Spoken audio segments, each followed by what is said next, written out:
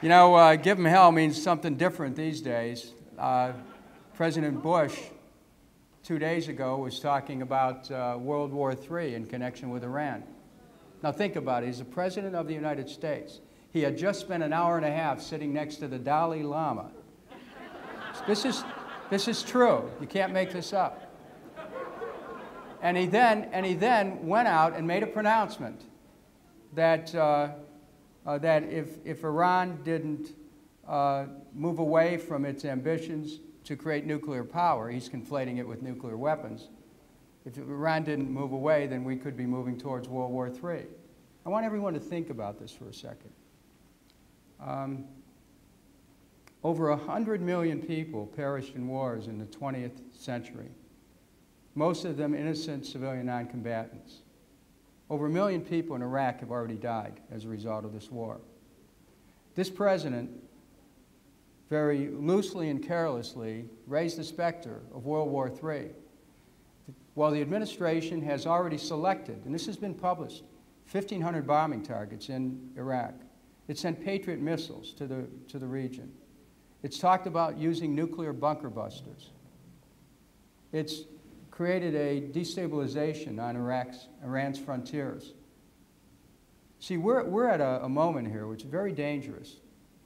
We went into war against Iraq based on lies, and I stand alone among all the Democratic candidates who have said, look, not only shouldn't we have gone to war, I mean, I led the effort in the Congress opposed to the war, organized 125 Democrats who voted against the war, but in addition to that, I voted against each and every effort to fund the war, because you know, if you're opposed to the war, you don't give it money, right?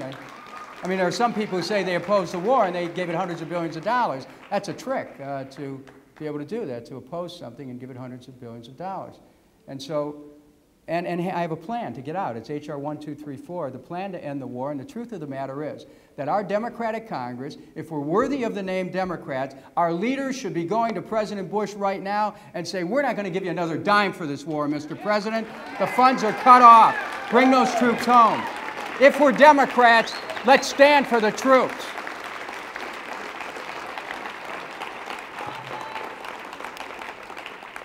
Some of my fellow candidates are saying the war is going to continue through 2013 or longer. I don't know where they get that at. Now, some of these same people voted for the war and voted to fund it. We have to take a stand. How are we going to win in 2008? I want everyone here to think about this. How are we going to win in 2008 if the Democratic nominee and the Republican nominee are essentially saying, stay in Iraq? How are we going to win in 2008 if the Democratic nominee and the Republican nominee are saying of Iran, all options are on the table, including a nuclear strike?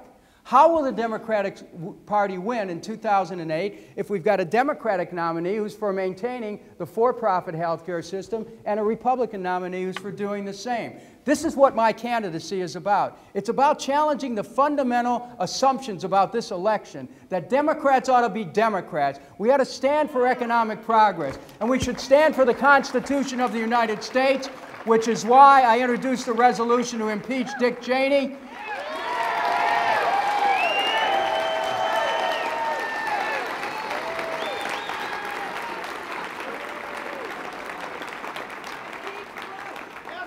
And somebody said impeach Bush. Well, you know, I didn't want to start there because then you'd end up with Cheney as president, okay? I mean, I thought this through, but let me tell you something. When you look at the president's remarks a couple days ago, I think that it's time to start having the discussion about impeaching the president, because what's happening is that when he starts talking about World War III in connection with Iran, what he's saying is that he would start it. Let me be quite specific before I wrap this up. I want you to think about this. We have 160,000 of our brave men and women in Iraq right now. Any sensible or sane analysis says that if the United States attacks Iran, that our soldiers in Iraq will immediately be on the receiving end of a massive counterattack. Iran cannot strike at the United States directly, but they can go after the men and women who serve, who are very vulnerable there right now. There's enemies on all sides. And so I'm saying that we're at a perilous moment, which call for Democrats to be very clear on this issue of war. We really have to challenge the underlying assumptions of war, which is what the Kucinich doctrine of strength through peace is about. We can become a strong nation, and we are a strong nation, but we have to be wise in our use of power. We have to use diplomacy. We have to use the science of human relations. We have to have the ability to have open dialogue. That someone would be president of the United States and say, no, I'm not going to go and talk to people in Syria. I'm not going to talk to the Iranian leader. How are we going to settle differences without war if we don't talk, if leaders don't talk to leaders? I'm ready to move forward and talk to whoever is necessary in order to create peace. Whether it's with Syria, Iran, in the Middle East, between Israel and the Palestinians, an American president must be ready to do that. My fellow Democrats, I am so proud to be here with you this evening. We have a great opportunity in 2008. But whether we win or not will depend on whether we're true to the Democratic Party of FDR, of JFK, of LBJ, and all those who stood for the economic principles of fairness, of equality, of jobs, of health care, of education, of retirement security. This is the essence of what it means to be a Democrat. These are the issues upon which we can build a wider constituency. This is the path towards winning, again, the public's faith in the political system.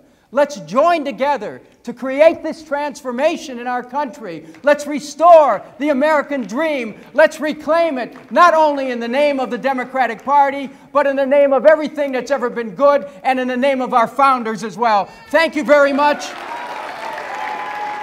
Thank you.